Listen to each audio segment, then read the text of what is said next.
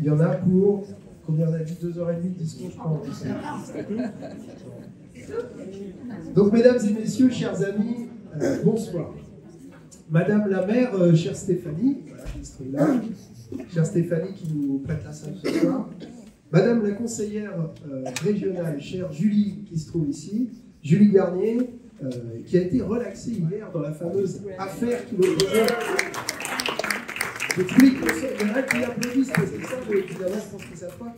Voilà, Julie Garnier fait partie de ces élus de la France Insoumise qui viennent régulièrement en appui des luttes des salariés. Et en l'occurrence, là, c'était des salariés de Transdev, les chauffeurs de bus HL. Et bien contre laquelle la directrice du dépôt de Shell avait déposé plainte, et puis après 2 ans de procédure, elle a été entièrement relaxée, c'est-à-dire que la justice a reconnu qu'en fait les élus pouvaient venir en soutien des salariés qui se battent parfois contre leurs employeurs, et notamment quand ce sont des multinationales. Donc une bonne nouvelle à faire. Mesdames et messieurs les conseillers municipaux de différentes villes de la circonscription, j'en ai aperçu quelques-uns, monsieur l'adjoint du chef de centre de secours de Chelles, merci de votre présence. Mesdames et messieurs les responsables des associations, j'en ai reconnu un certain nombre, meilleurs vœux à toutes et tous pour cette année 2024. Alors, je vais commencer par vous raconter ma soirée d'hier où je faisais une maraude avec la Croix-Rouge de Chelles, qui a eu la gentillesse de m'accueillir pour faire les maraudes qui font deux fois par semaine. J'ai fait ça après avoir fait une nuit, avoir passé la nuit avec des sans-logis et des militants du droit au logement de l'organisation du DAL à Paris la semaine dernière, ce qui me vaut d'ailleurs le rhume que vous entendez sans doute dans ma voix. Et je vous raconte ça parce que ça va être mes 2 premiers vœux. Le premier vœu, eh bien, c'est qu'à terme, on n'ait plus de sans-abri, plus de gens comme Jean-Claude ou Carlos qu'on a rencontrés hier dans le secteur, et plus de sans-logis. Je fais une petite différence entre sans-abri et sans-logis parce que hier, les gens qu'on a rencontrés, c'était vraiment des gens qui sont dans la rue depuis très longtemps. Et c'est vrai, dont on se dit que ça va être difficile de les remettre dans un chemin qui correspond plus à nos vies à nous. Mais des sans-logis, donc j'en ai vu quand j'ai passé la nuit à Paris, la rue de Solferino. C'est-à-dire que c'est des gens, je pense à le cas de cet ambulancier, des gens qui ont un travail, qui ont un salaire, et puis en fait qui n'ont pas assez ou pour se payer un logement dans le parc privé, ou pour avoir un logement dans le logement social, parce que tout simplement il n'y en a pas assez, alors qu'en France on a plus de 3 millions de logements vacants pour un peu plus de 300 000 SDF, c'est-à-dire qu'il y aurait 10 logements pour une personne qui dort à la rue. Et voilà, je tenais à faire ce premier vœu. Et le deuxième vœu, donc c'est-à-dire qu'il n'y ait plus de sans-abri, plus de sans-logis. Et ce deuxième vœu, c'est que par contre, en attendant que ce fléau disparaisse, eh bien, on est toujours des hommes et des femmes qui soient engagés pour leur venir en aide. Et comme hier soir, simplement leur apporter une petite soupe chaude, un café, un chocolat. Jean-Claude a râlé parce qu'on avait oublié de mettre le lait dans son chocolat, et qu'il a quand même l'habitude d'avoir un petit peu de lait. Et puis, simplement maintenir un lien, quoi. Voilà. Et éviter qu'ils tournent définitivement dans la marginalité. Et j'en profite pour saluer donc les nombreuses associations qui sont présentes ce soir et que je rencontre régulièrement, donc soit sur le terrain, soit que j'invite à ma permanence pour qu'on fasse un peu le point sur la situation. Je pense à la Croix-Rouge dont j'ai déjà parlé, au Secours Populaire, les antennes de Chelles, de Brou, de Noisiel, le Secours Catholique que j'ai reçu également, les Restos du Cœur, le CCAF de Chelles. Voilà, ces organisations sont nombreuses et je pense qu'on peut applaudir leurs bénévoles qui sont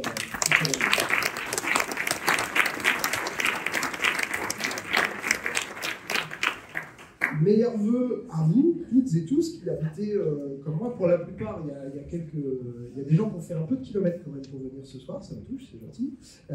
Mais voilà, qui habitaient le territoire de la circonscription ou un petit peu plus largement de l'agglomération. Alors il est tradition de dire, et surtout la santé. Et la santé, bon, elle n'est pas très en forme dans notre pays, et même sur notre territoire, qui, bien qu'il soit très urbanisé, fait partie des déserts médicaux que compte le territoire français dans son ensemble. Je crois que la Seine-et-Marne reste bon avant-dernier en termes de couverture. Voilà, Jean-Bernard Chaki me fait signe, j'ai bien appris sa leçon. Et vous pouvez compter sur moi pour réclamer la création d'un CHU, d'un centre hospitalier universitaire dans le département, parce que c'est aussi en formant des médecins ici Vous savez que les études durent environ 10 ans. Bien que peut-être on aura des médecins qui choisiront de s'installer dans notre beau département et ce serait une manière de lutter contre les déserts médicaux. Mais sur notre territoire, cette année 2024, c'est surtout les Jeux Olympiques. Je pense que ça n'aura échappé à personne. Et alors là, je vais faire plusieurs vœux. Le premier, c'est que ça se passe bien quand même. Et puis, que ce soit la fête populaire qui est promise. Je me permets de le dire parce que j'ai assisté à différents vœux où on a senti que certains élus, ils disaient mais si, ça va être la fête, vous allez voir. Et puis on sentait que bon, ça allait quand même être un peu compliqué, donc espérons que ce soit la fête, moi je le souhaite également, et j'espère qu'il n'y aura pas trop de désagréments. J'espère que ça ne se fera pas au détriment des bénévoles. Je sais qu'il y a beaucoup de gens ici qui souhaitent se porter bénévoles pour l'organisation de ces JO, mais voilà, j'ai cru comprendre qu'il y aurait quelques difficultés. J'espère que ça ne se fera pas au détriment des habitants. Il y a des questions sur le transport, parce qu'on va accueillir 36 000 visiteurs par jour pendant les 15 jours de juillet, puis ensuite pendant les 2 week-ends des Jeux paralympiques au mois de septembre. Sur la question de la baignade, tout simplement, moi j'alerte depuis 1 an maintenant tous les élus du coin pour dire s'il n'y a plus aucun accès à la baignade l'été, sachant qu'il n'y a aucune raison qu'il soit moins caniculaire que les précédents, on risque d'avoir des soucis et des gens qui se jettent dans la Marne et ça ne se termine pas toujours bien. Donc, raison pour laquelle j'ai écrit récemment au préfet Cadeau, qui est le préfet qui est chargé de l'organisation des JO, pour appuyer la demande du président de l'agglomération d'un soutien financier pour faire en sorte que toutes les piscines de l'agglomération puissent être gratuites sur la durée des Jeux Olympiques et faire en sorte que les gens qui n'auront peut-être pas accès à la base de Torcy, il y a encore une hypothèque sur est-ce que ça va être accessible ou pas, puissent aller se baigner au moins dans les piscines. Et le dernier vœu concernant ces JO, c'est qu'on a beaucoup parlé de l'héritage des JO, il fallait qu'il y ait un héritage et pas seulement que ce soit la fête pendant un mois. Voilà. Moi, mon souhait, c'est que cet héritage, ce ne soit pas seulement des caméras de vidéosurveillance avec des logiciels de reconnaissance faciale et une base de loisirs privatisée, mais aussi que ça permette vraiment l'accès au sport pour tous et toutes, à l'activité physique dans la durée. Meilleurs vœux aux femmes en particulier. Alors pourquoi je dis ça, c'est parce qu'il ne vous aura peut-être pas échappé que mercredi, les semaines sont longues, mercredi à l'Assemblée, nous avons voté, alors le vote solennel définitif aura lieu mardi prochain, mais mardi déjà, nous avons voté le projet de loi de constitutionnalisation de l'IVG, de l'interruption volontaire de grossesse, et c'est un vote qui était historique. Il faut dire que l'IVG, c'est un droit qui est menacé dans le monde, aux États-Unis, qui est soi-disant la plus grande démocratie du monde, donc ça peut être inquiétant. Le droit à l'IVG est menacé, en fait, suivant l'État dans lequel vous habitez aux États-Unis, il n'y a plus d'automaticité. Mais plus près de nous, en Europe, en Pologne, c'est le cas également.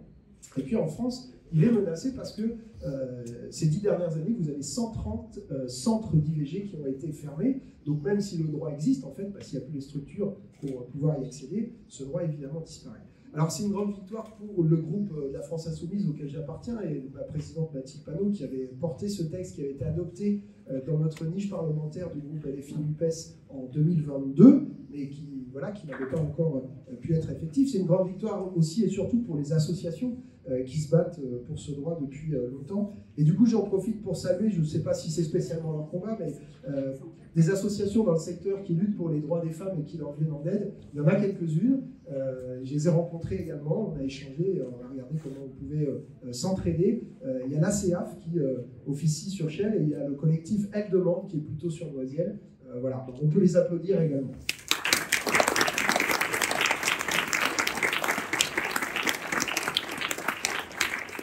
Des vœux également un peu originaux, mais je vais souhaiter meilleurs vœux à nos valeurs républicaines et à notre histoire qui ont été récemment défigurées par la loi immigration qui a été adoptée en décembre à l'Assemblée nationale avec les voix de l'extrême droite. Une loi qui repose sur un certain nombre de délires. Non, il n'y a pas de grand remplacement en France. Non, la théorie de l'appel d'air ne se vérifie pas. Il n'y a pas des gens qui, dans leur pays, sont là à comparer les systèmes sociaux. Tiens, j'irai plutôt en France. Oui, mais t'as vu, en Espagne, ils remboursent un peu mieux. Donc, tout ça sont des choses qui n'existent pas. Et à la fin, on se retrouve avec une loi qui ne fait rien pour agir sur les causes des migrations. Donc, c'est pas vrai qu'il y aura moins d'immigration, à considérer que ce soit un problème. Il n'y a rien sur les passeurs. On nous a beaucoup vendu que c'était une loi pour lutter contre les passeurs. En vérité, il n'y a pas un seul article de cette loi qui propose ça. Et à la fin, vous m'autoriserez cette expression, c'est que c'est une loi qui est juste là pour pourrir la vie des étrangers qui sont déjà sur notre territoire. 40% des articles, vous l'avez vu sans doute hier, ont été retoqués par le Conseil constitutionnel, c'est dire quand même un peu le sérieux de la méthode. Et à la fin, on se retrouve quand même avec des mesures qui peuvent s'apparenter à la préférence nationale. Je vais prendre un seul exemple, mais les enfants qui sont placés à l'ASE, l'aide sociale à l'enfance, eh bien, vous aurez une différence en fonction de s'ils sont français ou arrivés sur notre sol en étant étrangers, puisque à leur majorité, eh bien, s'ils sont étrangers, ben, on leur dira au QTF, tu peux rentrer chez toi. Et donc voilà, ça crée une sorte de racisme d'atmosphère qui est quand même pas très, qui va pas dans le bon sens et en plus qui risque de s'étaler parce qu'en fait, tous ceux qu'on va considérer comme étrangers, même si ce n'est pas le cas sans vérifier leurs papiers, malheureusement risquent d'en faire les frais. Ça mène à un certain nombre d'inepties, par exemple la remise en cause de l'aide médicale d'État qui est dans les tuyaux, qui avait été promis par Elisabeth Borne avant qu'elle soit remerciée. Je vais prendre M. Delfrécy, le professeur Delfrécy, qui est président du comité d'éthique, rappeler que ça n'avait aucun sens. D'abord parce que les virus, ils ne vous demandent pas vos papiers, donc en fait ils circulent. Donc voilà, des pandémies comme celle de la Covid-19 pourraient reprendre. Voilà, quelle que soit notre couleur de peau et nos origines, et qu'en plus, quand on laisse traîner les choses et quand on refuse de soigner les gens et qu'on les soigne une fois qu'ils sont encore plus malades, et bien d'abord ils sont encore plus malades, donc déjà c'est pas une bonne nouvelle, et puis ça finit toujours par coûter plus cher. Donc à l'inverse, moi je suis fier d'avoir permis la régularisation d'un certain nombre de sans-papiers qui sont venus me le demander, tout simplement en faisant appel au préfet. Je donnerai un petit exemple tout à l'heure, mais il y a aussi des associations qui viennent en aide aux étrangers sur notre territoire, et en particulier à Brou. On a le CADA, le centre d'accueil des demandeurs d'asile, et je sais qu'on a plusieurs militants, militantes qui sont présents ce soir, et je vous propose également de les applaudir.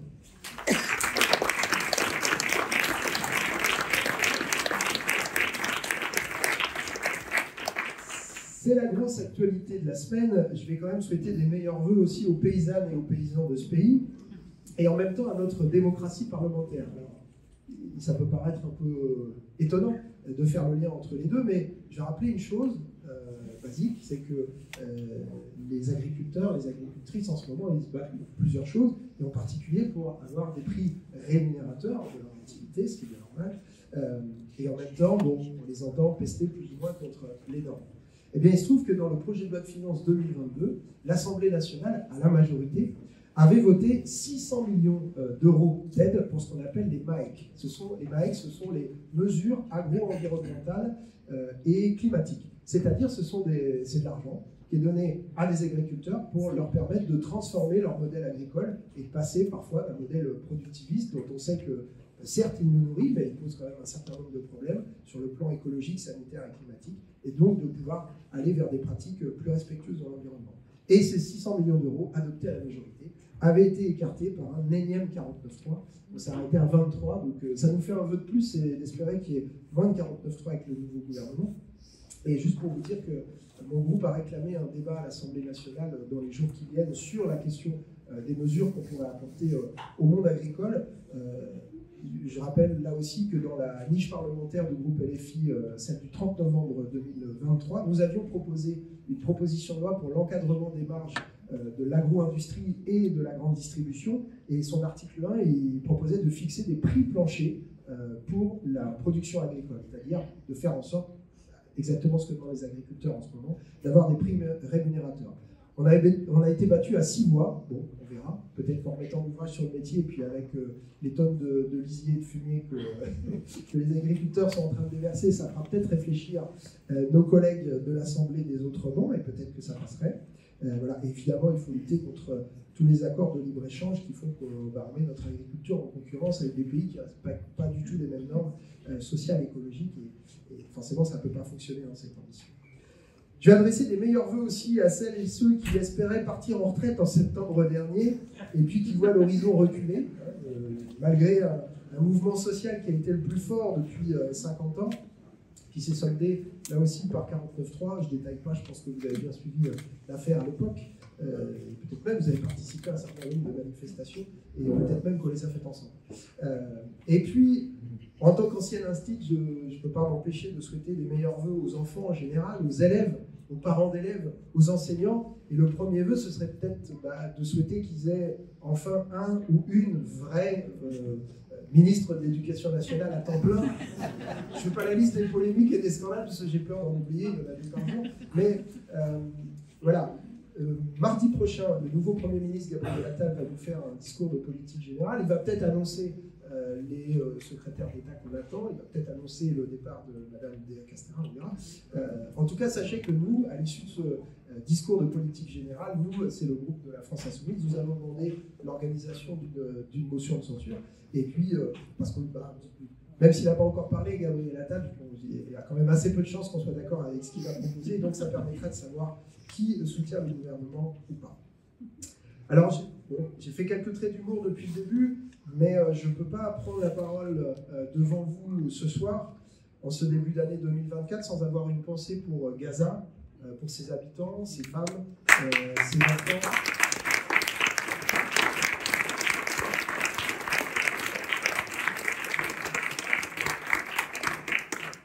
La nouvelle du jour, vous avez peut-être vu, c'est que la Cour internationale de justice, qui avait été saisie par l'Afrique du Sud, avec l'objectif premier de faire en sorte que les combats s'arrêtent et que le déluge de feu qui s'abat sur Gaza depuis maintenant plus de 3 mois cesse, cette Cour internationale de justice a reconnu qu'il y avait un risque sérieux de génocide. Donc, pour l'instant, c'est un risque sérieux de génocide. Il faudra plusieurs années pour dire s'il y a eu ou pas une tentative de génocide. Mais qu'est-ce que ça permet, ça? Ça permet, cette Cour internationale de justice dit à l'État d'Israël, il faut prendre des mesures pour faire en sorte qu'il n'y ait pas de génocide à la fin. Alors, il n'y a pas d'appel explicite au cessez-le-feu, mais ça, pour le coup, c'est la responsabilité de l'ensemble des États qui ont signé ce fameux traité de 1948 sur les génocides et qui reconnaissent cette Cour internationale de justice, que de faire pression sur ces États signataires pour que, enfin, c'est le rôle de ces États signataires que de faire pression sur Israël maintenant pour qu'on obtienne le cessez-le-feu, et c'est ce que nous allons demander au gouvernement français, enfin, c'est ce que nous allons demander, c'est ce qu'on fait déjà depuis plus de 3 mois, mais nous allons continuer de le faire.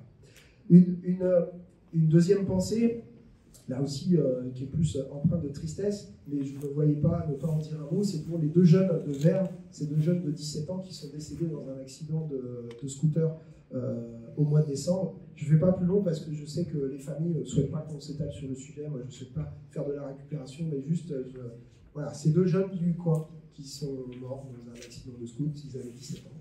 Ils ne sont plus là et ça me paraissait important juste de dire ça. On va revenir sur une note plus positive puisqu'on arrive vers la fin.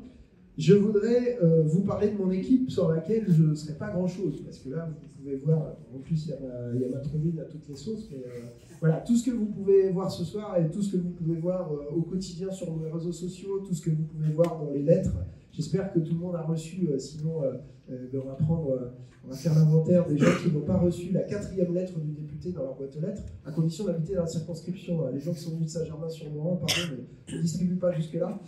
Bref, vous ne pourriez pas voir tout le travail que je fais sans mon équipe. Et je voudrais commencer par dire merci et bonne route à Cécile Goodman. Cécile,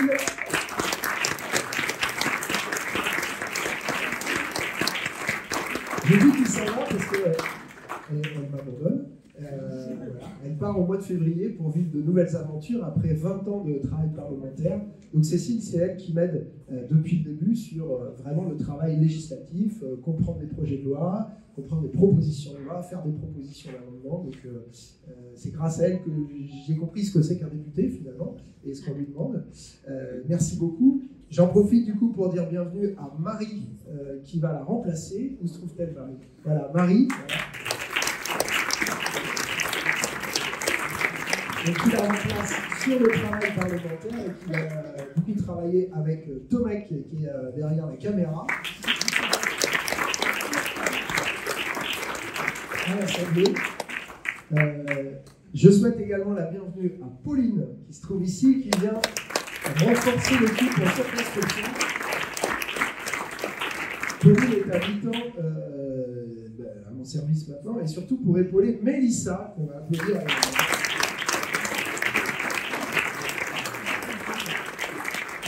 Mélissa, qu'un certain nombre d'entre vous connaissent, puisque c'est elle qui fait le travail en circonscription, en fait, bien souvent, et Alors souvent en parlant quand même un peu, mais en fait il y a tellement de travail que j'ai à peine le temps de lire les courriers qu'elle envoie, je lui dis oui, vas-y c'est bon, je te fais confiance, c'est parti. Et du coup, et ça se traduit quand même par un certain nombre de petites victoires, alors des petites victoires dans le sens où ça ne fait pas la vie des journaux, mais des victoires quand même qui changent un peu la vie des gens considérés. Je vais vous donner 3 exemples, et avant ça, juste vous signaler que quand on les obtient, ces petites victoires, ce n'est pas des passe-droits, ce n'est pas le député qui remet un dossier en la pile, etc. Ce n'est pas des passe-droits, c'est juste faire en sorte que les gens puissent faire valoir leurs droits. Un premier exemple sur le logement, où on a une famille à Vers, dont on avait visité le logement, parc privé, ce n'était pas du logement social, là, complètement insalubre, des champignons partout, inadapté à la taille de la famille. Eh bien, un simple courrier, j'ai envie de dire, enfin il a quand même fallu le faire, et oui, apparemment c'est un peu plus compliqué que ça. Je vous ai demandé les détails à Mélissa, mais voilà, elle a été reconnue DALO, c'est-à-dire droit au logement opposable, et elle a fini par être relogée dans le logement social. Un deuxième exemple avec un monsieur qui était handicapé et logé dans un foyer HL et qu'on allait mettre à la rue en fait. Ben voilà, notre modeste intervention a fait qu'il a pu rester dans son foyer. Et un troisième exemple, j'en parlais tout à l'heure, mais un jeune homme d'origine étrangère qui a fait toutes ses études supérieures en France, titulaire d'un bac+5. Il y avait une grande entreprise française qui voulait le recruter, qui lui proposait un CDI, et la seule chose qui lui manquait, c'était un titre de séjour en bonne et due forme. Et voilà, un courrier au préfet a fait en sorte qu'il a pu avoir un titre de séjour pour travail et que maintenant il peut contribuer à la richesse du pays. Donc voilà, je vous demande d'applaudir à nouveau l'ensemble de nos collaborateurs et collaboratrices.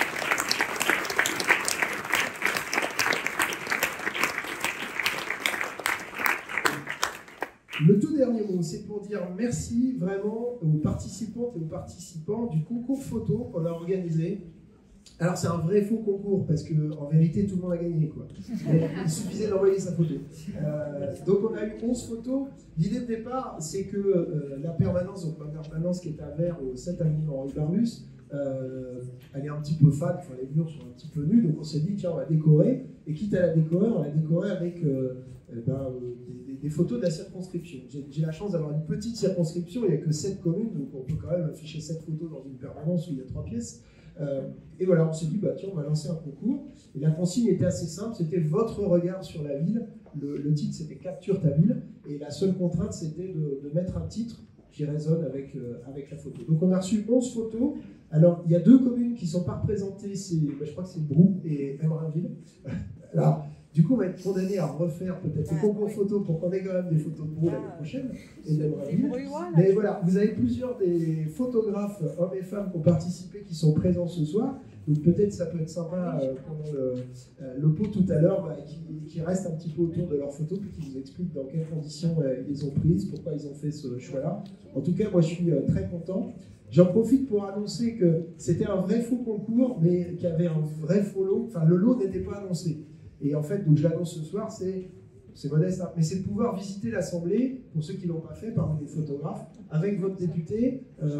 Il faut juste qu'on organise la date pour le faire, mais voilà. Je vous consacrerai 2 heures à vous expliquer un petit peu les dessous de l'hémicycle et les rouages de l'Assemblée. On organisera ça. Donc, je les remercie parce que ça permet de montrer que finalement, il y a du beau partout pour qu'on ouvre l'œil. Dans l'architecture, qu'elle soit ancienne, on a le château de Champs, ou qu'elle soit moderne, on a une superbe photo de la fac de Champs-sur-Marne, on a aussi la gare de Noisiel. Dans ces espaces naturels, on en a plusieurs, de la Basse de Vers ou de la Marne, ou dans l'alliance entre les deux. Des fois, on a des photos qui mélangent un peu les deux. Et puis, ça montre qu'on a un beau territoire à préserver, à partager, à faire vivre à travers la culture. Là, je vois qu'il y a Soria qui est là, et son beau festival de court échelle, voilà, festival de court métrage qui a lieu tous les ans au cinéma Cosmos d'échelle. Et à chaque fois, c'est vraiment une super soirée, des belles rencontres. J'espère qu'il y en aura l'année prochaine, enfin cette année, qui sera aussi bien. Voilà. Et donc l'engagement pour le territoire, même si un député, on ne va pas se raconter d'histoire, là j'ai beaucoup parlé de la circonscription, le premier travail du député, c'est quand même de voter les lois à l'Assemblée nationale. Mais voilà, c'est aussi le sens de mon mandat, c'est d'être actif sur le terrain et d'essayer de faire en sorte que je dis territoire parce que l'agglomération, c'est une partie de... la circonscription, c'est une partie de l'agglomération, mais Je vais régulièrement à Torcy et je franchis la Marne sans kayak d'ailleurs assez régulièrement. Voilà, c'est aussi le sens de mon mandat, c'est de m'impliquer pour ce territoire. C'est complémentaire de l'action à l'Assemblée. Et puis, voilà, on est très nombreux. Alors, je ne sais pas si je pourrais accorder 5 minutes à chacun autour du pot, mais n'hésitez pas à venir me voir malgré tout. Profitez des photos et puis, meilleurs vœux à tous encore une fois.